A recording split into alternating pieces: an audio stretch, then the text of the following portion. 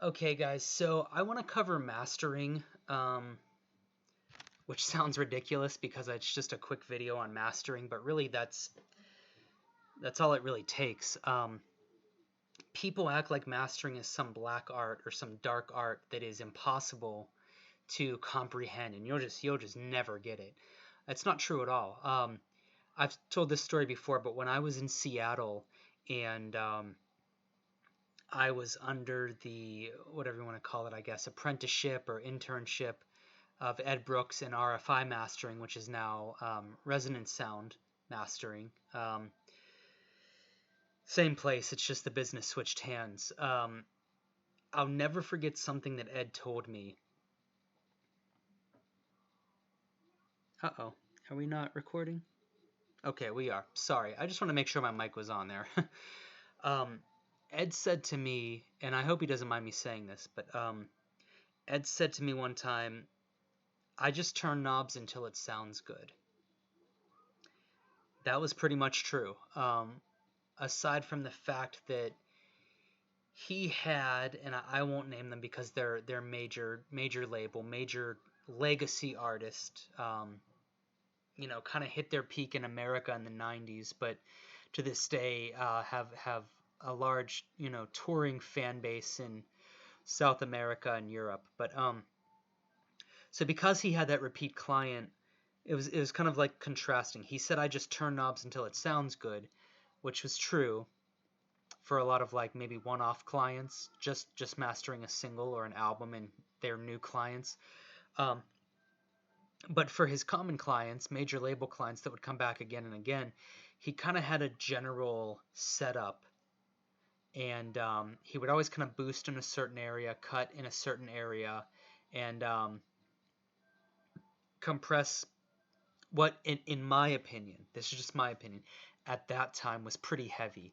Um, I think the ratio was around probably 5, and it was squeezing it. In fact, just to divert off of that for a minute, I remember being on hardware in his beautiful mastering studio, and I remember saying to him, the master versus the bypassing of everything, so the original file, with the levels matched, by the way. So both were at equal loudness, so it's not like the master was super loud, so it's always going to sound better no matter what. They were matched. Pretty squeezed.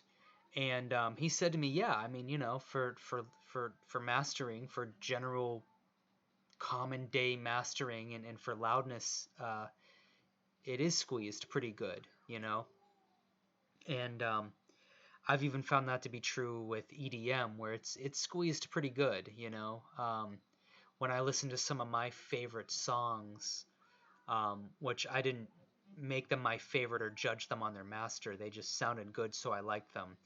When I do get the WAV file, usually from Beatport, and I listen, I usually am pretty surprised at how squeezed it is, and I'm usually surprised at how low the bass is. And what I mean by low is not frequency-wise, but volume-wise. It's not like the bass is this giant dominating thing in the mix, drowning everything else out. It's actually usually much lower than I expected it to be. And whoever it was, I mean, I assume either the artist or the mastering engineer that they sent it to, you lower the bass to get more volume out of your mix. So there's a little tip right there. If you're having a hard time getting your mix as loud as it needs to be, which we'll talk about in a minute, usually one of the first things I do is I'll go back to the mix and I'll look at the kick and the bass line, the sub, and see if I can cheat, anywhere from a half of a decibel to 5 decibels. As crazy as that sounds, it just depends, in order to not have that bump on the, well, I guess for you guys it would be over here, the bump on the left-hand side of the screen on the spectrograph. I don't flatten it totally out, but the lower that bump goes in volume, the easier it will be to squeeze the hell out of that song and get it loud. But yeah, I mean, Ed just said turn knobs until it sounds good, and it wasn't a dark art. It was just basically, guys, listen to your song, And because for the most part you're the one who's producing it, arranging it, mixing it, and mastering it, there shouldn't be too much of an issue, especially if you've gone through my 30-day power production course, followed what I said there in mixing, and either continue with that or updated your rig by watching the advanced um, production course, and then of course got the plugins that I mentioned there, which makes it way easier. It just depends on if you want to spend that money or not. But yeah, I mean, generally speaking, for me, mastering is about the loudness. I don't usually get too down on extreme EQing or extreme compression or extreme width. I've really come to find that tutorials on YouTube did not serve me all that well, and plugins and the marketing of plugins didn't serve me that well either. Um, Especially plugins that affect sort of I don't know how to explain this, but like the sonic value, maybe. So what I mean by that is things that aren't really all that fun, like EQs, compressors, and stereo wideners and reverb. You know, things like that are general mixing plugins. Um, and so what I mean is like more fun things are like stutter edits, or I don't know, just layering or something like that. But I mean, even that, I guess you could argue is like a sonic effect. But um, the point of all of this is less is more. Less is more with mixing. You really don't need half the crap that people try to sell you. And less is more with mastering. People want to act like it's a dark art because they, in my opinion, want to protect it and make it like you're too common, you'll never understand it. Well, I mean, there's people out there who act like they can't understand mastering. They give it way too much respect because I've come to find out later that they took advanced calculus. Personally, I just have an artistic mind and had a tough upbringing, so I could barely make it through Algebra 1. And if you needed me to seriously master your album, I could. It's not a dark art, it's not something that can't be understood. But really, at the end of the day, I hate to say this, but it really is mostly about the limiter, and getting somewhere. Generally, at least right now, they're saying 14, or I guess negative 14 LUFS integrated. That's kind of what you want to shoot for. But a lot of the EDM tunes that I look at are closer to 10, but really, even actually, if I'm being honest, they're closer to about 6 or 5 or even 4 if you can get it that loud. Now, that's integrated LUFS or LUFS, and depending on however you want to say it or where you're from or whatever the deal is with that. But so my point of saying all this is, something like Ozone 9 and Ozone in general, whatever the latest version is, can be very helpful because if you don't know what you're doing, it's sort of like sound design. It's really not necessary to dive in and use all the tools that are made available to you just because you can. More often than not, I just use a preset because it's just about what I would do anyways. So it's quick and it's easy. And it isn't about, I mean, mastering really is not about extreme EQing. Um, some would argue, if you're boosting or taking away EQ, some would argue this. If you're boosting or taking away EQ of more than like a half dB to a decibel, um, more than that, and you need to kind of start thinking about what's really going on here. What problem are you really trying to fix that wasn't fixed in the mix? I mean, if you follow my mixing advice, you don't go crazy on reverb, because when you squeeze the song in mastering, and what I mean by that is when you limit it, when you use a limiter, that reverb is really going to be brought out. And if you kind of follow the spectrograph, from left to right, high to low, basically from bass to highs being not as loud as the bass, generally speaking, you should be completely fine. And if any of that is confusing to you, go back to the advanced production course and take that. But yeah, I mean, I get that purists aren't going to like this answer, and a lot of people are like, how can you say that, especially after studying mastering? I expected Ed in Seattle to give me a very mathematical, detailed answer. And I mean, more often than not, it just wasn't that. It's not that he didn't do good work. It's just the answers I expected were not what I expected.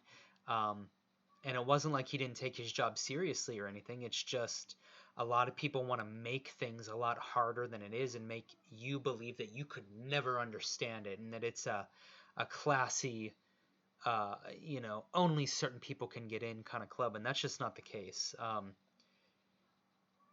I would venture to say, even if you only bought like the Waves, whatever it is, their classic limiter, the L1, L2, or L3, I think that's what they're called.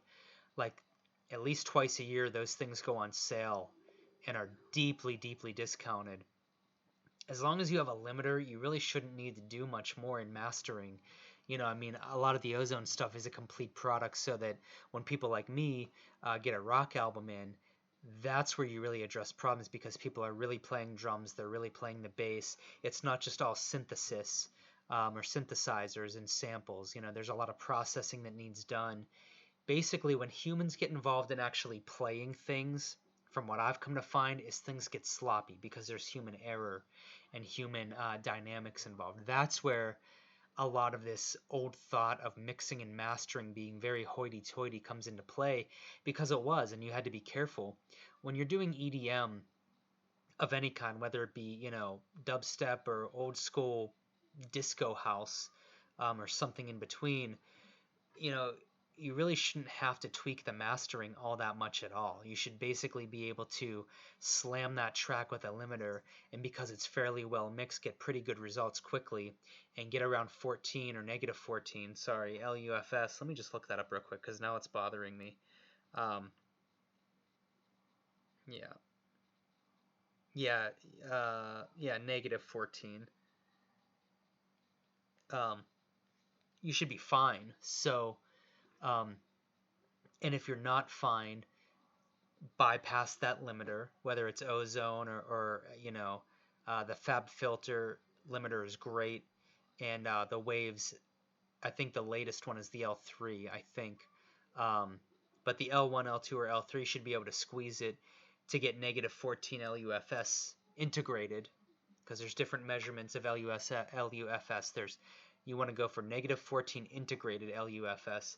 You should be able to get there. And if you can't bypass your limiter, whatever your limiter of choice is, and adjust your mix, what I do is I don't bounce anything out. I produce, I arrange, um, and in the same session I mix, and in the same session I put a ozone or a limiter at least on the master, and then that way if there's something wrong I can bypass my mastering, which is usually just a limiter, and go back into the mix and fix whatever it is that I need to fix, rather than old school, which is record, bounce it all to audio, mix it, bounce that mix, that multi-track mix into a stereo file, and then take that stereo file and master it. But then if you run into problems of mastering a stereo file, you have to go back in and open up the session, adjust the mix, then bounce that out, then master it. Don't do all that. I mean, if your CPU will allow it, just master in the same session that you mixed, and you should be fine. But yeah, I mean, I hate to, I guess in a way, some people might think that's like very demeaning to mastering. And it is if you don't understand where I'm coming from. We're talking about strictly mastering your own sound of EDM that's going to have consistency to it. Like for me, it's a tropical, housey, future bassy sound, at least for right now. So I know what I'm getting every single time because most of the time I'm using the same templates over and over again. Um, Mastering becomes a dark art and difficult when you have any Joe Schmo, major label or not, walking through your door and needing a master. That's when things get tricky, and that's when it becomes a dark art, and your intuition really has to be developed, and you have to know what you're doing. If you're just mastering your own templates at home from your laptop or your tower, you know what you're getting every time, and every time that you do it, you're going to get better and better with it, because your whole process, your template will get refined, your mix, as a result of the template refining, your mix will get refined, and then your mastering it will get refined, and then it'll get to a point where really you hardly need to mix or master anything. All you're really kind of doing is messing with changing the key, um, melody, chords, and vocals, and that's about it if you keep the drum samples. So um, then mixing and mastering really doesn't become that complicated or that dark of an art, because you're not starting over from scratch every single time, and you're not accepting work from random people in which you have no clue how they work. You know how you work, and you'll develop that over the next couple of months, and you'll see mastering is not a big deal, and mastering for yourself does not call for some big elaborate job where you're really digging in and getting dirty. You won't need to do that if you start to make your own template, refine it, mix your own template, refine it, master your own template, and refine it. Maybe your first couple tracks will have some adjustments, but within a year, you're going to have it down pat, and like you'll have your sound that you can run with for another year or three. Um, and you shouldn't really need to do much. So I hate to break it to you, but it's kind of sort of similar to mixing, where it's just not all that magical. Less is more.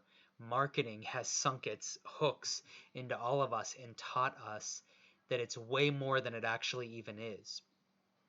It isn't, guys. It really isn't. And because of all the reasons I just listed, that is why. If you're opening up a mastering studio where you're going to be mastering everything from EDM to country to rock, yeah, that's a totally different story, and that's when you need intuition, and that's when you need definitely a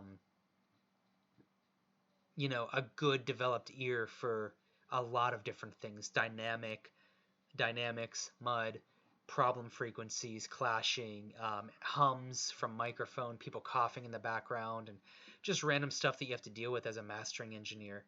Um, but yeah, for yourself, it's not a big deal, guys. Get yourself a limiter. In my opinion, I would just get Ozone, the latest version of Ozone, and run with that, um, and you'll be good. So I I hate to break it to you like that, but it's just like so many people are their own worst enemies by thinking it has to be so much more than it is, and it's not. So that's it, guys. I get great results that way, and you're hearing it from somebody that actually had a major mastering studio that still functions to this day, um, in Seattle, a major player as a mentor, a major apprenticeship internship with him, with major label artists. And other people may differ, but for what we're doing and what I've seen and the amount of me talking his ear off that happened, it is what it is, guys. This is my cat, by the way. So I hope that helps you guys. I'll see you in the next video.